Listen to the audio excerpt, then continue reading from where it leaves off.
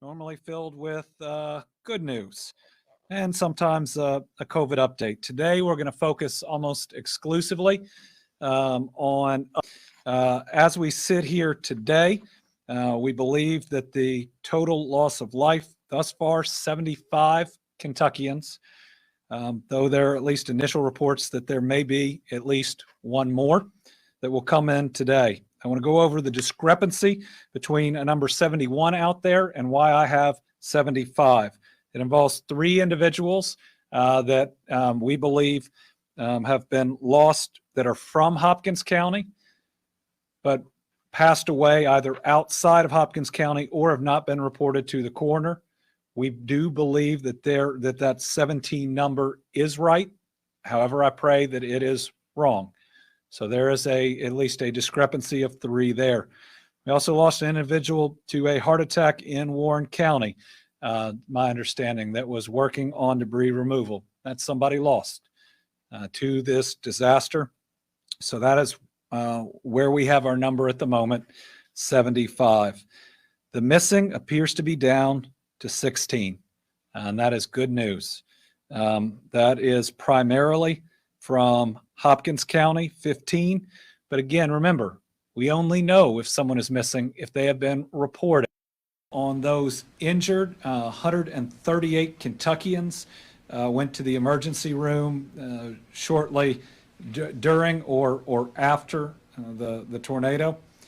We do not have numbers right now on how many remain and or their condition.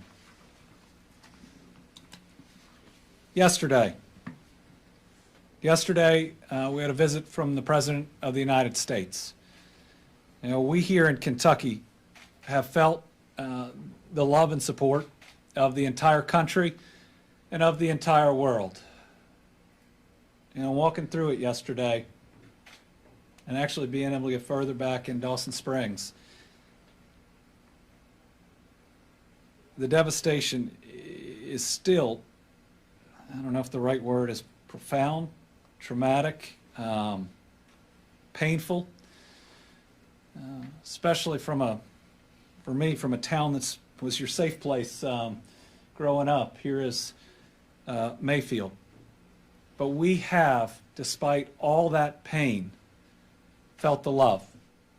President of the United States, Secretary of Homeland Security, the administrator for FEMA, all personally reached out, the vice president and so many others, and they committed. And then we not only saw it in the fastest emergency declaration that I'm aware of ever in the history of the United States and the fastest major declaration ever, the President of the United States, who's got a lot on his plate, came down to see us, to look at us in the eye, and to tell us that not only was he going to be here for the years to come, which is exactly what I needed and we needed to hear, but that he cared about us. The people of both Mayfield and Dawson Springs, I could tell, saw that. People that know my dad well, who were there right in the line of the tornado, getting to talk one-on-one to the president. We appreciate him being here.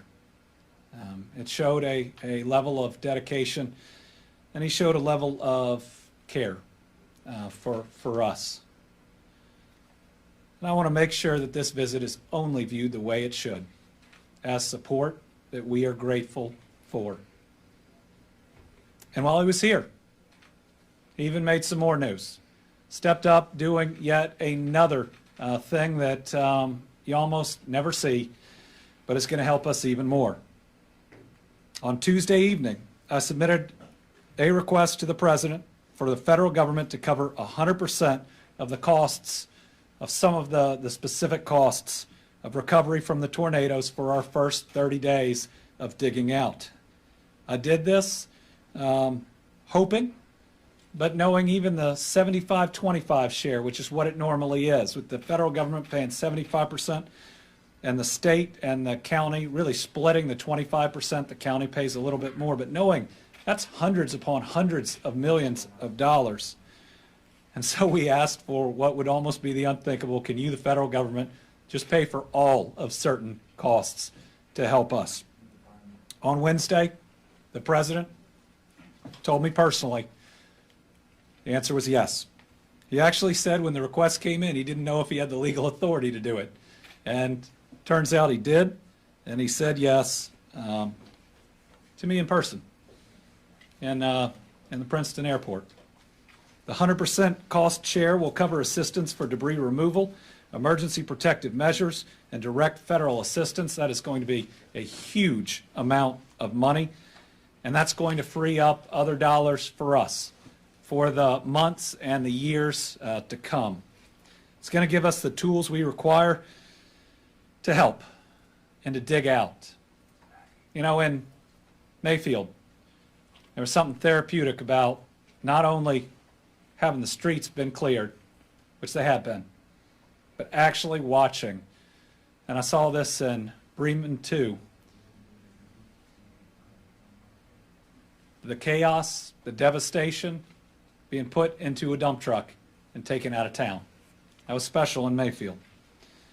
We're not seeing as much yet in Dawson. I know it's picking up. And this is going to help cover all of that. You know, I look forward in the weeks to come when, while we won't have rebuilt, that people can walk down their streets without rubble on the sidewalk, where they can get a better picture of what things can look like as we move forward. Whether it was yesterday's visit or this new 100% coverage, federal government has done absolutely everything that we have asked them to do, and we've asked for some things that were hard for them to say yes on. Got a number of other updates. Just a few more pieces that Director Dossett will cover on the 100%. Eligible applicants are not only state government, but local government as well. It's funded through the Public Assistance Grant Program. After 30 days, the cost share reverts to the 75-25. I can guarantee you we're going to be asking for something different there when we reach it. In other great news, FEMA is on the ground. I think between what they have helping us in Frankfort and on the ground there, over 700 people. I think it's one of the biggest, most robust responses that we have seen. And they are walking house to house, though the houses aren't standing, and already processing claims online, and I'll go how to do it, or with people walking around. We've already have 5,500 registrations in the system, and I can't believe this, but they've already made payments from FEMA. We've got at least $550,000 that have gone out the door. We're on day 6.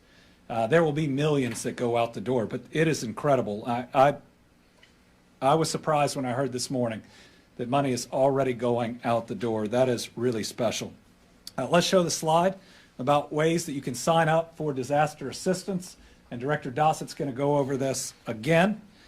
First, there's disasterassistance.gov. It's available 24/7. We have seen significant sign-ups on it. It can be used to register for disaster assistance, but also to check your application status, which you can in real time. Okay, there is a slide that goes through the 3 different ways to do it. One is the, hold on just a second. We'll go over the second part. If you can't get online, you can call these numbers, 1-800-621-3362 or 1-800-621-FEMA. It's available 7 a.m. to 1 a.m. Monday through Sunday. Live agents are available to help you begin your claim. They will help you over the phone. And then there is the FEMA mobile app that you can download.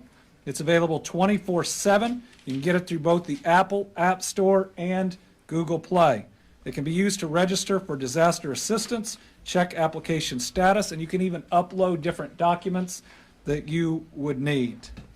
Additionally, FEMA has registration intake centers open. So you can go online, disasterassistance.gov. You can call these phone numbers. You can also download the app. You can talk to a person walking through the neighborhood. They all have iPads. They're taking the pictures that you would otherwise have to take if they're there, or you can go to any of these locations. In Hopkins County, the FEMA Mobile Registration Intake Center is at 960 Industrial Park Road. That's in Dawson Springs. It's 8 a.m. to 5 p.m., and that's because there's a curfew there. This is when people can come in and help people. In Graves County, it is at 1102 Paris Road in Mayfield. Again, 8 a.m. to 5 p.m. Muhlenberg County, I think we're going to be able to handle through the canvassing. It's a small town hit really hard. And I'd say I was really impressed by their mayor, by Curtis, their county judge, who I've known forever, former sheriff, their fire department, and everybody else. I mean, they've got so many people out there helping other people. It was really special to see. And in Warren County, it is at 2565 Russellville Road in Bowling Green, 8 a.m. to 5 p.m. On social media, we will get a listing of those locations up. All right, as an update on our state parks, we have opened them up to take our people in. And as we walked around, as Brittany, who's over here, I keep looking over, walked around both. Question we'd always ask people is, where are you staying? And if they were sleeping on somebody's couch, we were telling them, come to our state park and let us take care of you. I got to speak to some people that are out at Pennyrile, and they said they're taking great care of everybody out there. So we announced that our state parks would provide a minimum stay of 2 weeks for anybody displaced by these tornadoes. And by 2 weeks, I was trying to make sure that everybody knew they didn't need to worry about tomorrow. Today, we're extending that minimum to 4 weeks. In the very least, we'll house you a month. And listen, if there's somebody who has a reservation, whose house has power and they're warm, if we have to, we'll cancel their reservation for those of you that don't have that warm home to go home to right now. Right now, we are housing 610 displaced Kentuckians and 176 first responders. We do have room for some more. We have 9 rooms available in Kentucky Dam Village. They've got 89 displaced Kentuckians and 155 first responders. Ken Lake, we have 12 rooms available. We got 146 displaced Kentuckians and 8 first responders there. At Lake Barkley, we have 1 room available. That's got 212 displaced Kentuckians, 13 first responders. This is where we moved an entire shelter there. I think when Secretary Berry first contacted the minister, he thought it must be a scam because we were going to take in that many families and provide them stable housing. Pretty special, and I want to thank that congregation for helping those people. At Barren River Lake, we have 40 rooms available. They're helping 21 displaced Kentuckians. At John James Audubon, 4 rooms available, helping 9 displaced Kentuckians. Hey, at Pennyrile, we have 1 room available, which must have opened up, meaning somebody's got kin that have taken them in. We have 129 displaced Kentuckians. We got a lot going on out there, which is pretty special. At Pennyrile, the police department for the city of Morganfield coordinated a gifts and a Santa visit. I think they're going to see Santa more than a few times at our state parks. And a special thanks to T-Mobile for donating cell phones with 30 days of unlimited talk, text, and internet. Sinking Fork Church also provided lunches for families out there. And then at Rough River Dam State Resort Park, we got 44 rooms available. We're currently housing 4 displaced Kentuckians. I think that we got a lot of volunteers too that are out there. These aren't just our state employees taking care of folks. We got as many folks as we have asked for that have come and helped out. A little bit on some other pieces. On the transportation cabinet side, we believe most all roads in every displaced area are now cleared enough to get through. Just from Graves County alone, the Transportation Cabinet has taken 1,300 loads out of Mayfield. There's more than 600 transportation employees working hard on this every day. Division of Forestry still out there with 29 employees doing the sawing work and 2 bulldozers helping out. Our National Guard presence, now over 600 deployed. I think it's about 530, 531 in the impacted counties. Our mission is changing. It is now primarily augmenting law enforcement, preventing looting, and if you are somebody out there that would even consider looting someone's home that's lost everything, shame on you. We will find you. We will arrest you. That is absolutely despicable. They're also doing wellness checks and helping with traffic control. Over 1,200 state employees and Guard combined in these areas. KSP on the ground in the areas, about 100. And they are verifying and accounting for people who are missing. Thus far, they've verified and accounted for 90% of the employees from the MCP candle factory. And right now, the information that the company has given us is correct. That would suggest just 8 lost in that factory, which is a miracle, is an absolute miracle in this disaster. I will tell you, I was almost certain that the number would be 70, but thank God others either left or escaped. It was feared much, much worse. Absolute miracle. KSP continues to conduct welfare checks on behalf of family members and loved ones. KSP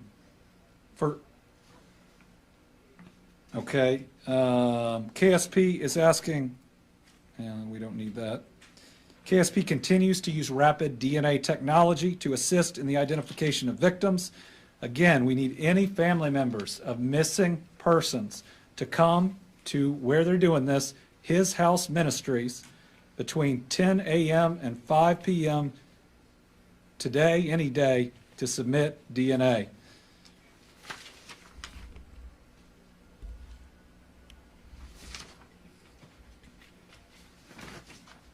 Okay. A couple other things on helping people with services.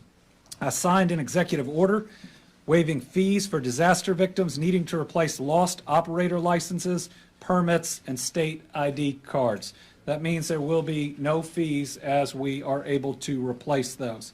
Transportation Cabinet will be setting up temporary credential issuance station. This is going and getting your permits and your licenses in Mayfield at 355 Charles Drive. So you need that driver's license replaced, your real ID replaced, 355 Charles Drive. 2 pop-up driver's licensing units will be ready by 8 a.m. Monday, December 20th, and will operate each business day through the first week of January. Also, we will have a temporary driver's licensing station in Dawson Springs when the location is identified. No transportation's hauling food and water from FEMA to impacted areas. Again, all state routes are passable. 70% of county and city routes in and around Mayfield are now passable. So a very good job there. We have a lot of different power numbers. I'm going to let Michael Dossett give his in a minute. It's really hard, though, because we can restore the main power lines, but then there are still so many that are out there. The TVA has been doing really good work. Their overall power system remains stable and secure. They have restored power to 18 customer connection points. Western Kentucky Rural Electric Cooperative, Murray Electric System, Benton Electric Service, Glasgow Electric Plant Board, Lexington Electric Service, that's in Tennessee, Pennyrile Rural Electric Cooperative, and Gibson Electric Membership Corporation. Still working on Mayfield, but just because you are able to restore power to those cooperatives, still the connection points between them and houses in many places has to be rebuilt. Looks like they've got at least 21 crews, 160 individuals out there with more contractors than that. Team Western Kentucky Relief Fund, now $15.9 million. with over 93,000 donations. We are providing the first set of funds, which are going out the door to cover funeral expenses. Nobody has to apply. We're contacting the individuals directly. One of the next areas we're going to look, which is really important, is how we can help some uninsured homeowners. If you know Dawson Springs like I do, or Mayfield like others do, in these and other areas, it hit neighborhoods of people that were already struggling to get by. And it's not that they didn't want to have homeowners insurance, it's that they couldn't afford it.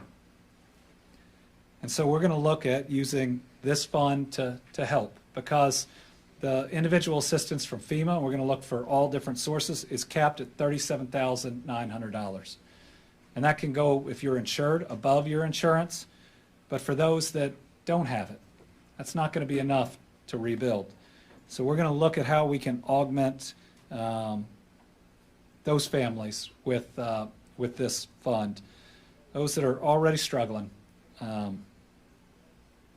shouldn't be struggling more after this thing is over with what they have already gone through. I'll tell you what, we got a couple of other updates on unemployment insurance and others, but after that, Brittany, I think we could use some really good news if you'll continue to update us on how these kids who've been through the worst are going to have the very best Christmas in the history of Kentucky.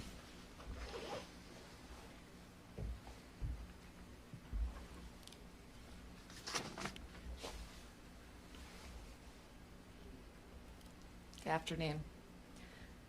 As First Lady, I was left speechless at the heartbreaking images of entire communities left grieving after this natural disaster. But as a mother, my heart ached, especially for those youngest Kentuckians among us, for whom the holidays are a particularly magical time of the year. So on Monday this week, I announced we're teaming up with our #1 partner, Santa Claus, who's going to help us launch the Western Kentucky Toy Drive.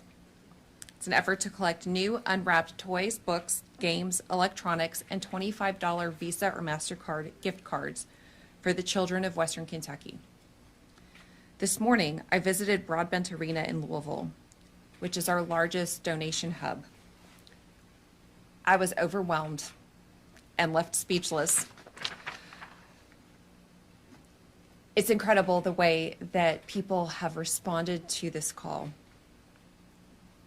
I was delighted to be able to help load some of the boxes with toys that had been donated.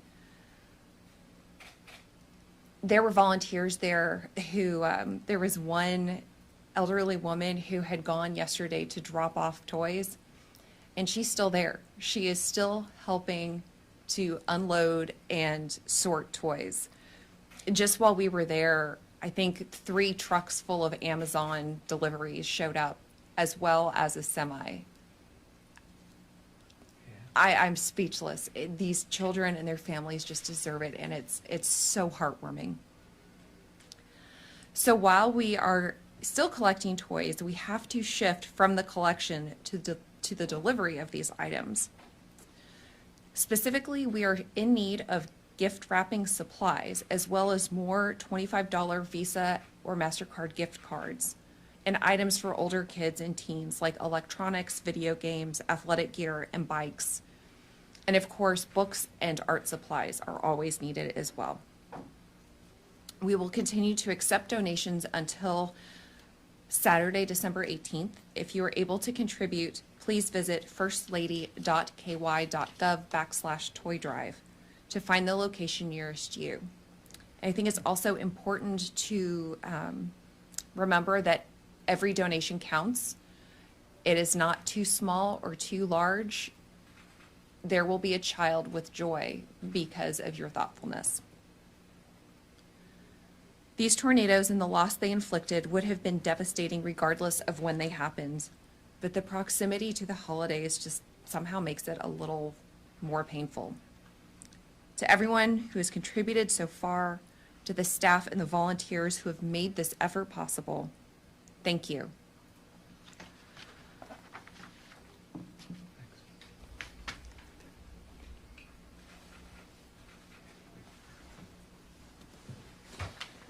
I may have said this yesterday or the day before. As we were learning that tens of thousands of gifts were coming in, I said to Brittany, after Christmas this year, what are the parents going to do next year? And she said to me, these kids didn't just lose their Christmas toys, Andy, they lost all their toys. So let's shower them in gifts. All right, let's turn to Director Dossett's update, and then I've got some things specifically for Kentuckians in the area, including some assistance with unemployment since their places of business will be down. But as he's coming up, I've been asked by businesses all over the country how they can help. And they have helped in so many different ways, from supplies to unprecedented amount of dollars. But let me just say this. We're going to lose a lot of businesses in the area, and there's going to be a rebuilding process. The number one thing any company out there can do is commit to putting up a new facility, a new office in Mayfield, in Dawson, in Muhlenberg County. These are areas that we hope the jobs will come back. But you want to talk about providing a huge ray of hope. We can work with you in economic development, but talk about seeing a brighter future in front of you. So those looking to help out there that are already planning to put some new facility somewhere, really think about the impact that it'll have on this community, knowing what might be out there and available to them as they get their home back up, as they get their kids back in school. They want to know that there's a good job that they can head to too. Director Dossett.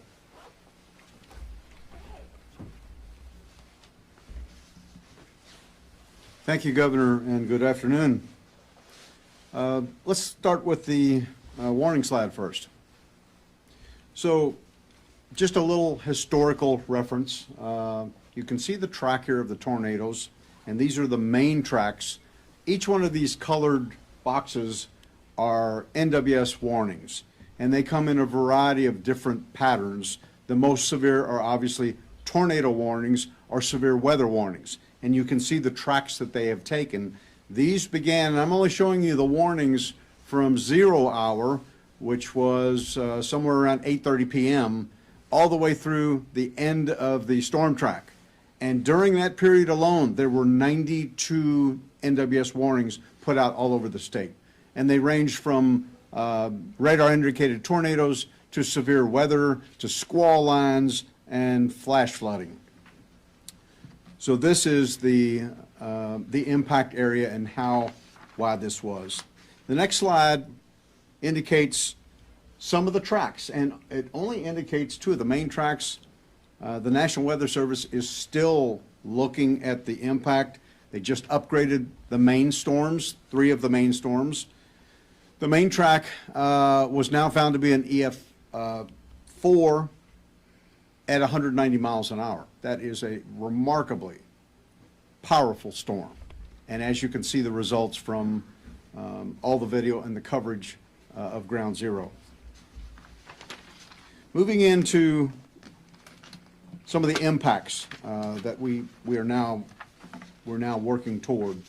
So total declarations, there are 23 counties that have declared during the storm. And cities are Bowling Green, Cave City, Horse Cave, Munfordville, Park City, Princeton. This is just a preliminary list, and these are just the data that we have in the system right now. The search and rescue efforts have moved from concentrated efforts to wide area searches. And this is just to ensure that no area has been left untouched. Moving into the power, really good news. Again, and I've talked about this during all of the briefings, the power company is extraordinarily efficient at restoring power. It is just the conditions they find when they enter the state. So currently we have only power outages at 3,280 connections. I will tell you that 2,000 of those services cannot be restored, and they will not be restored for weeks and weeks. And that's a very small area, and most of it is Ground Zero in Mayfield and some in Dawson Springs. But it's a very low number that we'll still struggle with, and the generators will certainly be an option. The U.S. Army Corps of Engineers has installed the generator. It's a large generator at Dawson Springs, and that's working well. We also have good news with water and power systems.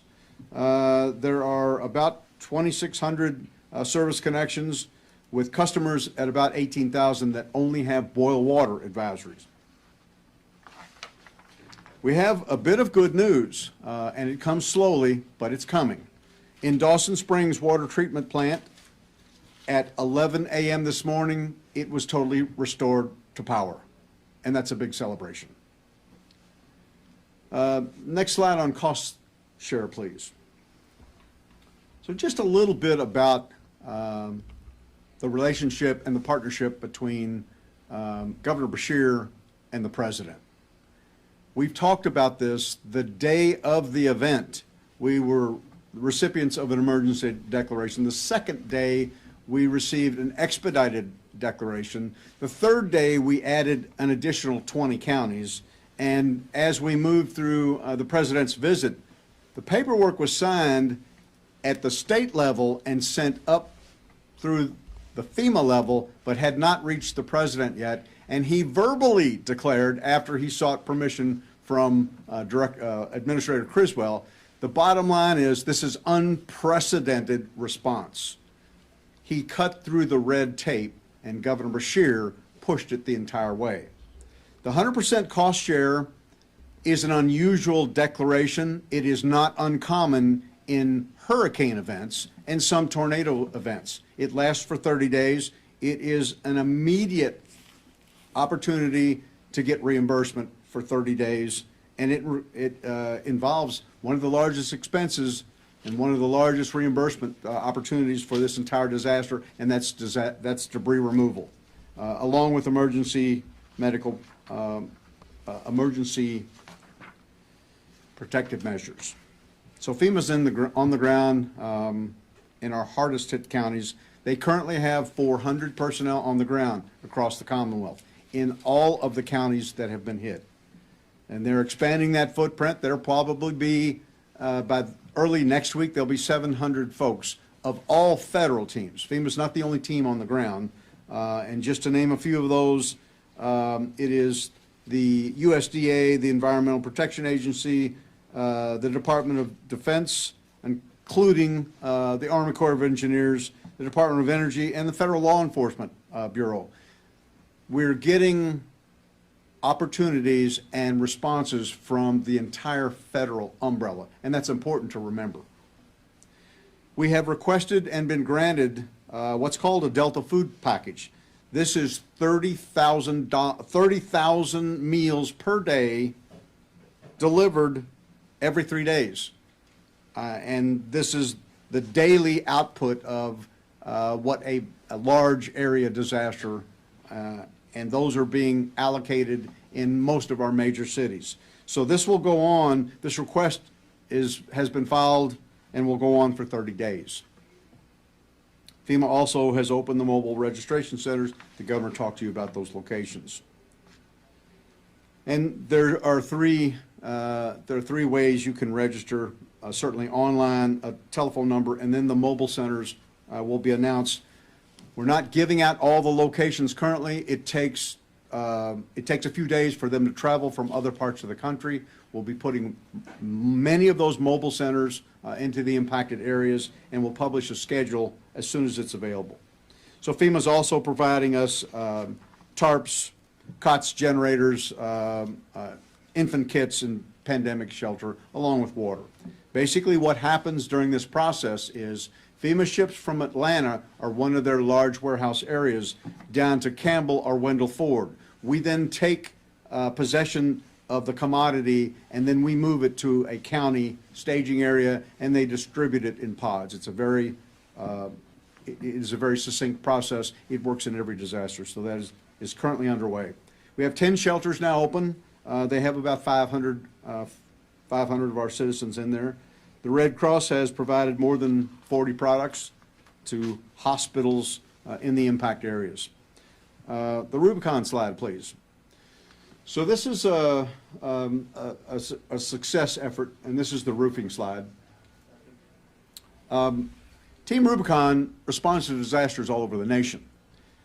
They respond to state requests and have done so a number of times, but This is an unusual request for them because Jeff Byard is their COO.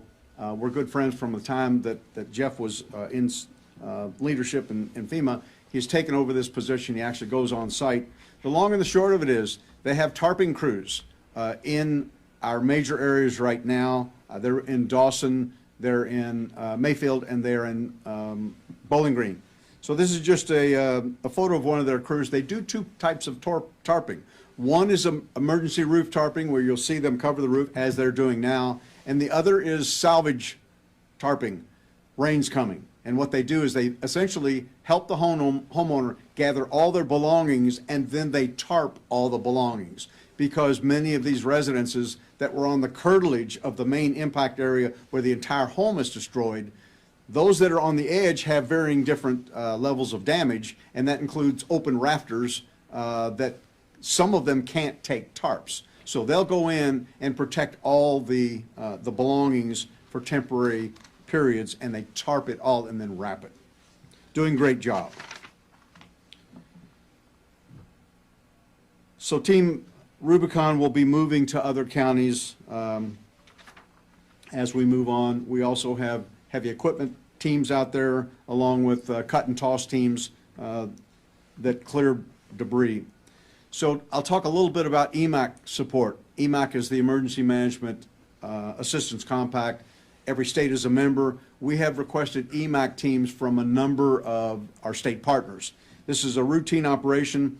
Quite frankly, in the past, in most of the years that I've been here, we are the state that is sending teams outbound to other states in need in our region or on both coasts. In this opportunity, obviously, we have a need. We've advertised EMAC missions, and we currently have 8 teams responding to the Commonwealth. Some are on the ground. We have IMT teams from Florida. We also have a volunteer assistance liaison, and that's for donations that will be doing the state overview for donations and commodities. We have teams coming from South Carolina that will do EMAC management from us, and additional teams for donation support. The National Guard is on the ground, obviously, and they're doing debris removal, law enforcement augmentation, and traffic control and security across our impact counties. So I'd like to finish up with the last slide. You know, there is always some additional problematic news during disasters. This one involves weather that's inbound. So we're looking at a weather event over western Kentucky, and it includes the Mayfield area. They're experiencing moderate and light showers right now to 6 p.m. Heavy rain begins at 2 a.m. Friday morning, and it goes all the way through 10 a.m. And you can see the outputs there. The initial part of it is up to a half of an inch, and through Sunday morning, all the way through the 3-day period, is up to 2 inches. That's not what we want, but there's a lot of tarping operations going on. And that concludes my update for today. Thank you, Governor.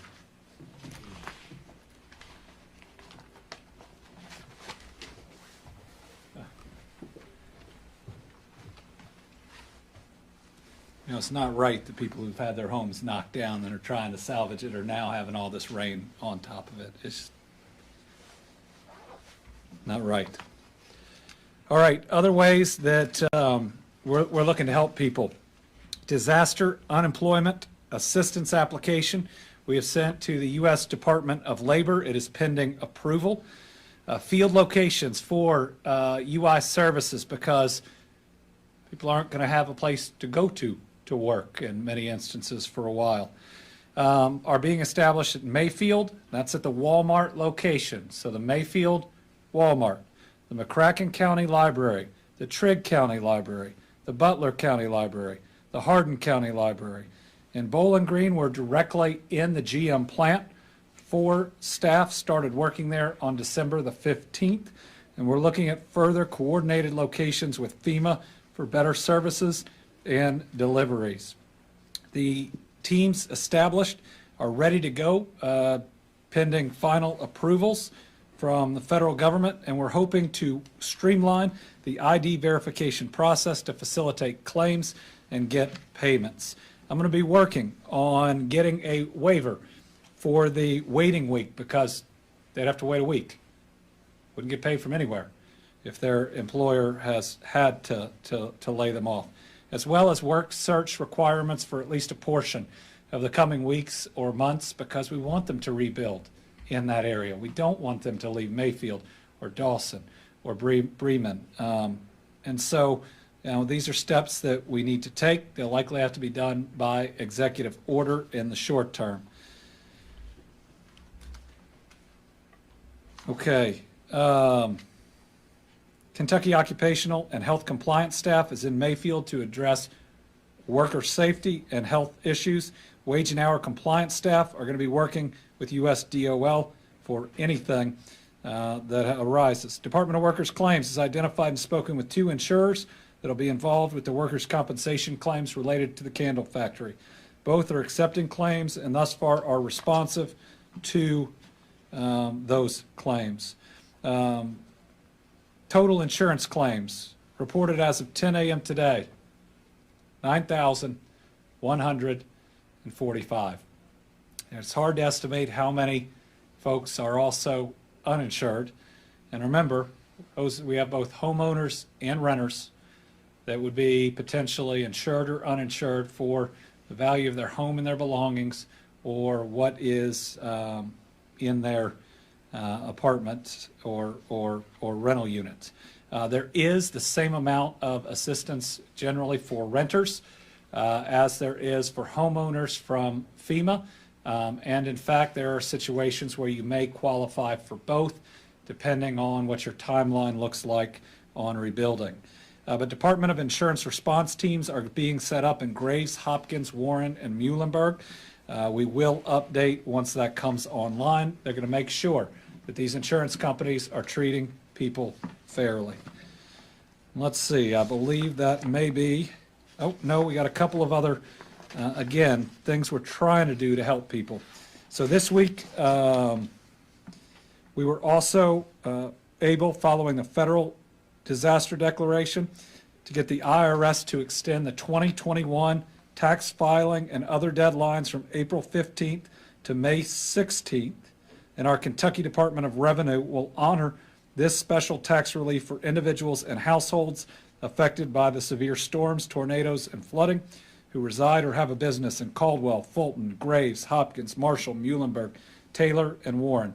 That'll allow affected taxpayers until May 16th to file their income taxes and submit payments for individual income tax, corporate income tax, their withholding, or the limited liability entity tax. Means certain deadlines, quarterly payments, as well as the one for 2021 income tax returns will be postponed for the affected taxpayers. Again, I mean, at a time like this, you can't expect people to have the documentation needed, and so we're extending those deadlines.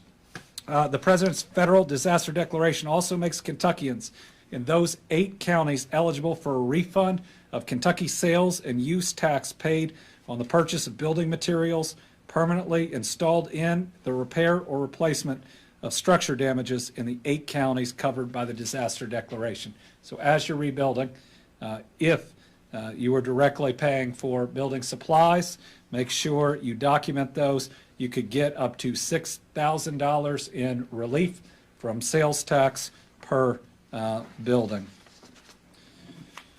We'll put this out by a separate press release. We're increasing, and this is within the state, to qualified residential treatment care programs that serve children that have been struggling during COVID. These are places like Maryhurst and others. We have found a way to increase the funds that are provided to them to help them as they are making it through this pandemic. Some were struggling so much they were looking at shutting down. We'll have the direct information in the release. We are hurting. We're still hurting. And it continues to be very painful. But we are not broken. We are not broken, even when it feels like it. We will clear this chaos and death from our towns, and we will rebuild our structures and our lives. And just like every person I talked to yesterday, the day before, the day before that, the day before that, including on Saturday, I'm not going anywhere, and this state is not going anywhere.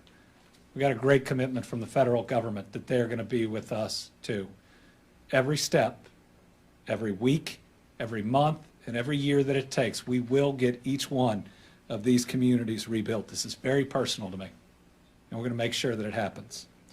All right, with that, we'll open it up to questions. I think we have 4 journalists here and a bunch on the line. So let's start with Tom. Thank you, Governor. Two things. One that just came to mind is the state going to be developing a website to link all this information. You gave a lot of things on a lot of different topics today, so we'll be doing that. We should. It's a great suggestion. We're building this airplane while we're flying it, but we should centralize all this information, what's available to an individual that's been through the horrific, and then we need to get it out in paper too to some of the facilities out there to help them as we move forward as much as we can on some of this stuff. I hope we can set up in one location. It's just there's not one big location left in most of these places, and there's so many people helping. I mean, we got 1,200 Garden state employees, and you look at 10,000 people typically in Mayfield, and 3,700 in Dawson, and 370 in Bremen, and then put all the FEMA people on top and all the rest. We have we have about as many people helping as we do that live in these places, and God bless them. And my main question was, I see you issued an executive order on livestock disposal. Yeah. Can you describe that? Yeah, so there is a statute or regulation about the amount of time that you have to do away with, clean up, destroy dead livestock. It's primarily dealing with disease, and we think it probably only applies to that. But there was concern that it could apply in this situation as well, and there are so many dead livestock that we know it's going to take more time. We are listening directly to our farmers. We know that there's going to be some long-term needs too. This is a farming community. You know, where do they get their feed from? Who do they typically sell to? What have the losses been there? So one of the early calls I made was that we needed USDA on the ground, and the federal government sped up how quickly that happened. Still working through all the rest of the needs, working directly with judges and their folks. We're going to find a solution to every concern. Caroline? The number of people missing has dramatically gone down, which is great. Does this help the state kind of figure out where our death toll will stand, or is there really no way to figure that out at this point? So every day that passes, the range of our death toll becomes more certain, and the likelihood that we will have significantly more death lessens. I am hearing at least rumors that we will add one today, and perhaps someone unexpected. Our number missing requires someone report them missing, and so there may be more that are out there. I hope that additional deaths that we see will be in single digits. They could come from people that we find. They could also come from people who are currently hospitalized, though every day that passes that the number doesn't go up or go up significantly is a good day, all considered. Certainly as we get now some pretty close to certainty on the candle factory, that means our toll is first much less than I thought it would be. I thought we were going to lose about as many people in that factory as we have overall. So it's I think we're getting closer and closer to what that final number will be. Phil. Governor, do you have any thoughts about the litigation that's been filed about the candle factory, the allegations that workers were forced to work with the tornado upon them? Yeah, I know litigation has been filed in the candle factory, but I don't have any independent knowledge of any of the allegations that are there. I did see it, and I've never seen anything like the total wreckage and steel and I mean big trucks that I say they're on the roof wasn't there. By the time I got there, and this is just an hour after daylight, there must have been 8, 10, 12. It's hard when you're trying to take it in. Backhoes and heavy equipment trying to pull things off of it. I mean, it's a miracle we only lost 8. I don't know what happened in there that night. I do know it was hit directly by one of the most powerful tornadoes I think we'll ever see on record. Lawrence. First, a quick clarification. The 75 number today, is that one more than yesterday? One above yesterday? Yes, it adds that individual in Bowling Green that is reported to have had a heart attack in the cleanup. Okay. We heard the president's public comments. Can you give us some insight into the private conversations you had about Sure. what hit Kentucky? The president was very caring from the moment that he landed. I think he from our private conversations, 2 things were clear. Number one, that he genuinely cares, and that was evident. And it was evident when the Secret Service was trying to get him to go this way, and there was a family over that way, and it was absolutely clear. And second, that there is a full commitment by the federal government, even to do things that they've never done before to help us. We have gotten a yes on virtually everything that we've asked for, and the speed at which we've gotten them is incredible. So to him, to our FEMA administrator, to our Secretary of Homeland Security, and everybody in between, the federal response could not be better than it has been. Al Cross.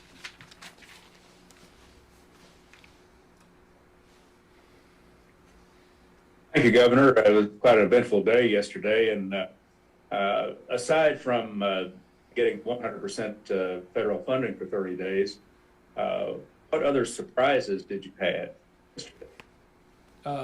Yesterday?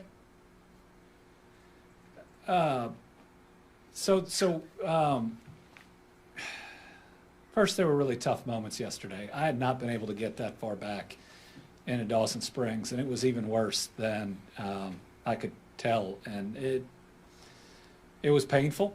But to also see the number of people that would say that they are blessed to be alive was pretty special. And remember, in this, 8 blocks in any direction, nothing standing. Everybody that is sorting through the rubble knows each other, and it's. I said before, the trauma kind of seeps into your skin. But I will say that having the president there and especially in Mayfield created an energy. And you know what? I was just happy for one day, because it had been, 5 or 6 days, for just one day since this happened, that there seemed to be this really positive energy, that the president of the United States was there. I'm not sure I expected to feel that. And you could see it on people's faces. There's a woman who said, "He's in Mayfield." And I think that was the feeling. Whether or not you voted for him or you voted for me, we're both trying to do our very best for you. And I could absolutely see that the president coming to Mayfield and to Dawson Springs. I said yesterday, I never thought I'd get to introduce a president of the United States. I never thought I'd get him to Dawson Springs, but by God, I wish it was for different reasons. Jack Bramer, Herald Leader.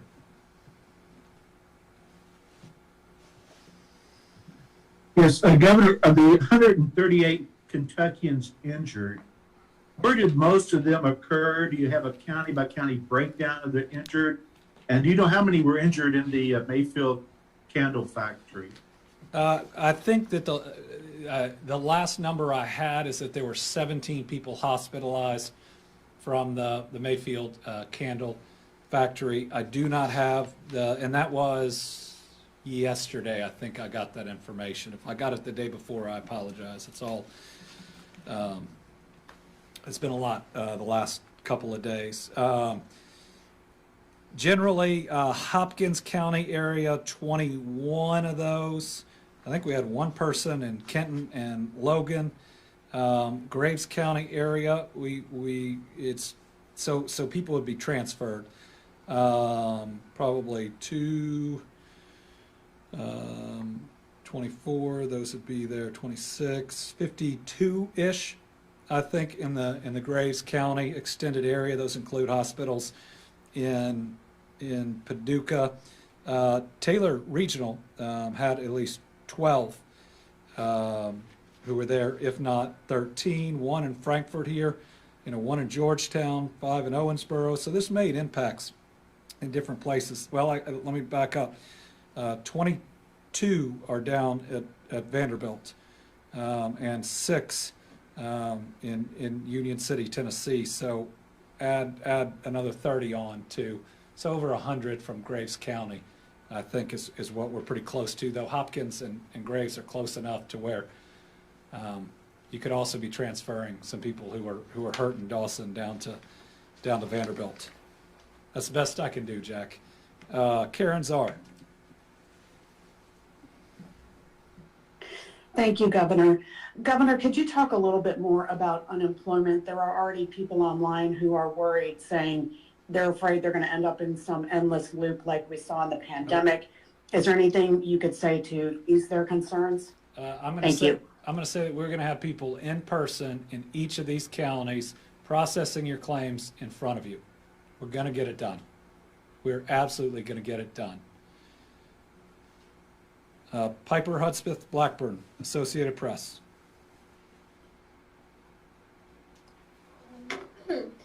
Hello. Thank you, Governor. My question has to do with cleanup. Is Karen Czar still? Can you hear me? I don't see my name on the. I can hear you. Okay, good. Yeah. So, how long is this initial stage of cleanup supposed to last?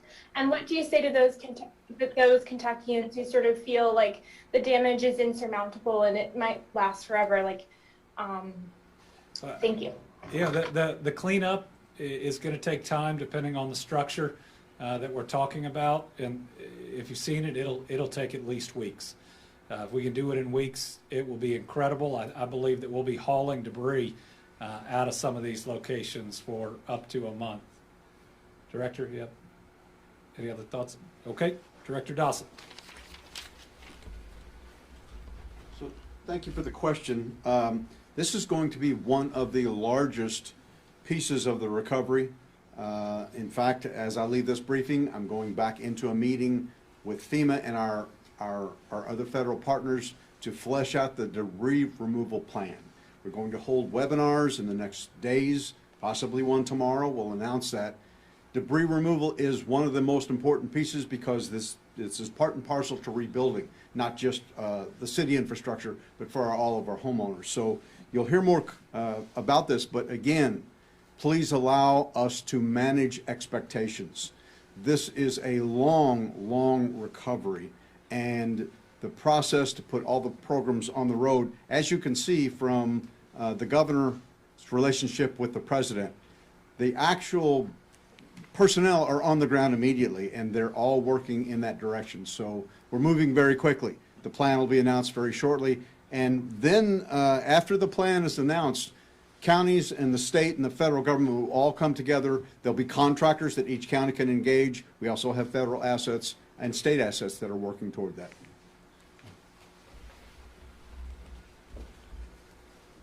From being on the ground, it also depends on which place we're talking about. Bremen had dump trucks up and down the road they were able to bring in from Muhlenberg County, already loading up.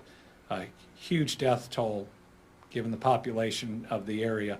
Fewer structures overall in the city. Their debris removal is going to go a lot faster than Dawson, which is huge numbers of homes, Mayfield, which is huge numbers of homes and really big government buildings. So it is ongoing. And a lot of it will depend on the level of resources as they continue. We're going to have every resource from the state. We're going to have every resource from the federal government. We've got a lot of great volunteers that are out there right now, too. Debbie Yetter, Courier-Journal. Hi, Governor. If I could ask about COVID-19 for a minute. With Omicron spreading rapidly in more than 30 states now, has it been identified in Kentucky? And are you all worried about spread in this area affected by the tornado, with people possibly more crowded together, routines disrupted, and so forth? Yes, worried about spread in the area of the tornado. One of the reasons we're trying to get people out of a shelter and into a state park is we can create a little more distance. We can also give them a room of their own. I have not been notified of our first case of Omicron, but it's here. It's unquestionably here. It's already everywhere, and the speed is significant that it doubles in. The question of what it's going to lead to all depends on the level of infection and some questions that we don't yet know. First, they're trying to figure out exactly how much faster it spreads than Delta. It appears to spread faster, and how resistant it is to what level of vaccination. So those are two questions for how many people will get it. Other set of questions is how sick does it make you? Because it can still do a lot of damage even if it makes you half as sick, but infects twice as many people. And so it's going to be those two levers that will ultimately tell us where we're going. Also, the amount of therapeutics and vaccinations and boosters we're getting right now will impact that as well. I mean, it looks like if you've had both shots and a booster, if you get that you're less likely to get it, and if you get it, you're probably going to be okay. I can't imagine that having both shots won't put you in a better place if you get it, about how sick you get in whatever spectrum of how deadly or how sick that it makes you. If you are unvaccinated, you've probably gone through Delta. It's been awful, and it looks like this thing could come right along behind it and reinfect you. So, I mean, please get vaccinated. If you've had Delta, I hope that it provides some level of immunity to you. But after what you've been through, why in the world risk that if you can get a series of shots that ultimately help you out? Corinne Boyer, WEKU. Hi, Governor. You mentioned a couple of challenges authorities are facing, like FEMA going door to door to houses that are no longer standing, and the need for family members of people who are missing to submit DNA. How are authorities responding to those challenges?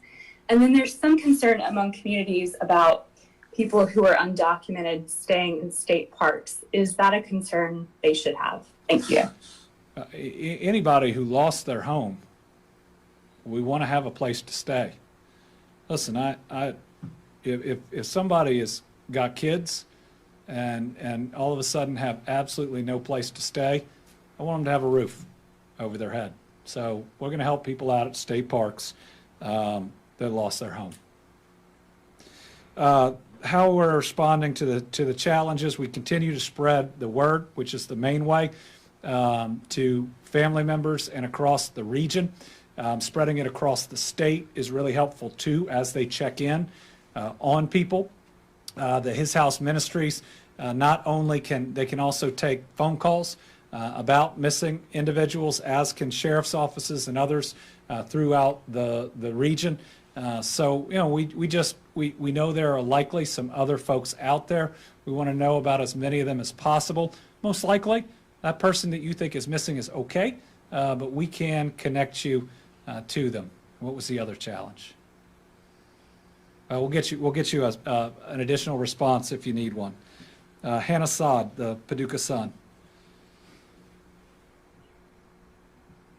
Thank you, Governor. I was just speaking with some of the residents in Mayfield, and I was wondering if there's any statewide initiative to help folks who maybe lost their cars or don't have ways to get out to resources if they live kind of far away. Is there any statewide, or are you aware of any private organizations that are providing transportation assistance? We're working on that piece. You know, in the first several days, our goal was safety, security, planning. But yes, transportation is going to be important.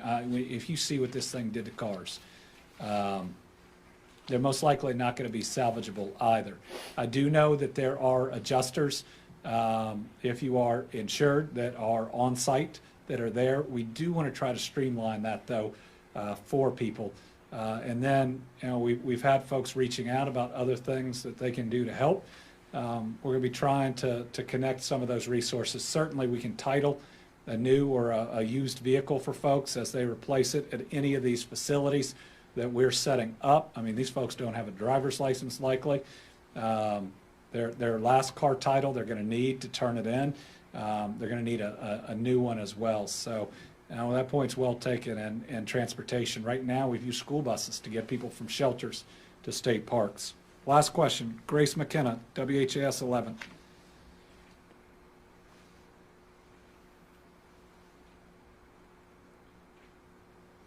Sorry about that, Governor. I'd like to pivot back to COVID for a quick moment, if we could. You know, coming up on the holiday season, I know we were all concerned about surges during the holidays last year. Could you talk about the role of the booster, you know, in helping to prevent some of those surges, especially as we see Omicron starting to spread inevitably to Kentucky, like you mentioned? Yeah, Christmas is supposed to be a wonderful, special time where we celebrate a life and life itself, salvation, what is good in mankind, the hope. And then we have a new year where we make resolutions to be better, where there are new chances. They are supposed to be wonderful, hopeful, life-affirming holidays. And last year they were deadly. We lost a lot of Kentuckians through the spread of COVID-19 during those holidays. This year we don't have to. Last year you couldn't be fully vaccinated, or it would have been very hard to be fully vaccinated by Christmas. This year everybody can be. And this year we have a booster as well because waning immunity is real. I believe the largest single factor in what type of surge that we are going to see over the holidays and into the beginning of the year is how many people get their booster. If you do it, you're pretty well protected. You'll free up that hospital capacity if it comes in a crunch that others will need. So please, for the holiday season, if you haven't gotten vaccinated, go get vaccinated. Even if it's your first shot, go ahead and get it. It'll help. If you've been fully vaccinated and it's time for your booster, go get it. Don't wait until after the holidays. Go get it as quickly as you can. And then just think about the way you're holding your holiday gathering, if everybody is vaccinated, if everybody is boosted, and those that aren't. Really consider masks while you're inside and close together. That protects everyone, and maybe just have a slightly smaller gathering than you did last year. Listen, we can do that safely. We can wear a mask in a gathering if it's needed. We can have a slightly smaller gathering because you know what?